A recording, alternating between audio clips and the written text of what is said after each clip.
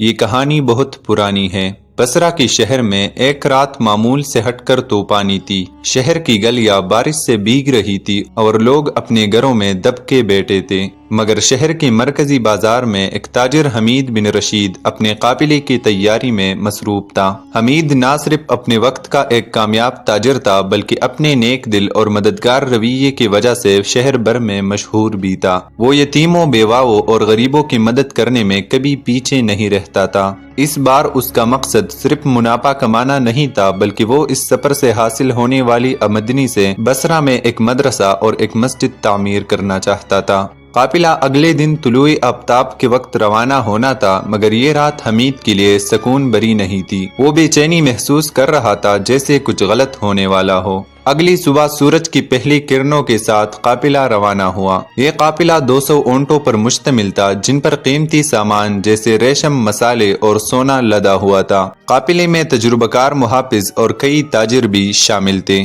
حمید کے ساتھ زید نامی ایک نوجوان بھی تھا جو حال ہی میں قافلے کا حصہ بنا تھا۔ زید بہت ذہین اور چالاک تھا لیکن اس کے ماضی کے بارے میں کوئی کچھ نہیں جانتا تھا۔ جب قافلہ شہر کی حدود سے نکل رہا تھا تو حمید نے سب کو تاکید کی کہ وہ سفر کے دوران متحد رہے اور ایک دوسرے کا ساتھ دے۔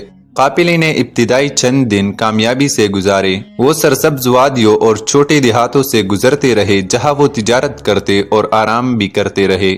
حمید کا ہر قدم سوچ سمجھ کر اٹھایا گیا تھا، مگر جیسے ہی وہ گہری صحرا میں داخل ہوئے مشکلات بڑھنے لگی۔ ایک دن ایک شدید ریت کا طوفان آیا جس نے قافلے کو منتشر کر دیا۔ زید نے اپنی ذہانت کا مظاہرہ کرتے ہوئے اونٹوں کو واپس جمع کرنے میں مدد کی، جس سے قافلے والوں کا اس پر اعتماد مزید بڑھ گیا، مگر حقیقی خطرہ ابھی سامنے تھا۔ قافلہ الخوانیب پاس کے قریب پہنچا جو بدنام زمانہ ڈاکوؤں کا علاقہ تھا۔ رات کے اندھیرے میں زید خاموشی سے کیمپ سے نکل گیا اور ڈاکو کی گروہ سے ملا۔ اس نے قافلے کے راستے اور قیمتی سامان کے بارے میں سب کچھ بتا دیا۔ ڈاکوؤں کے سردار خلاف نے زید کو بھاری انعام دینے کا وعدہ کیا۔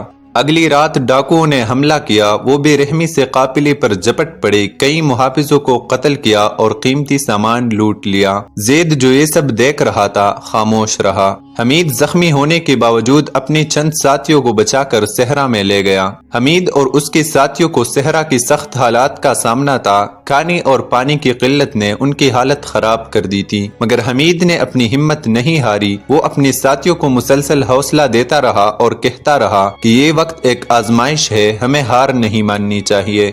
کئی دن کے سفر کے بعد انہیں ایک خانہ بدوش قبیلہ ملا جنہوں نے اپنی قلیل وسائل ان کے ساتھ بانٹے اور انہیں ایک پرانے کنویں تک پہنچایا۔ یہاں سے انہوں نے دوبارہ بصرہ کی طرف سفر شروع کیا۔ دوسری طرف زید نے محسوس کیا کہ اس نے غلطی کی ہے۔ قیمتی سامان کے باوجود اسے سکون نہیں ملا۔ ڈاکوؤں کے درمیان لالچ اور جھگڑے شروع ہو گئے اور خلاف نے زید کو قتل کرنے کی سازش شروع کر دی۔ زید اپنی جان بچانے کے لیے ڈاکوؤں کی گروہ سے فرار ہو گیا۔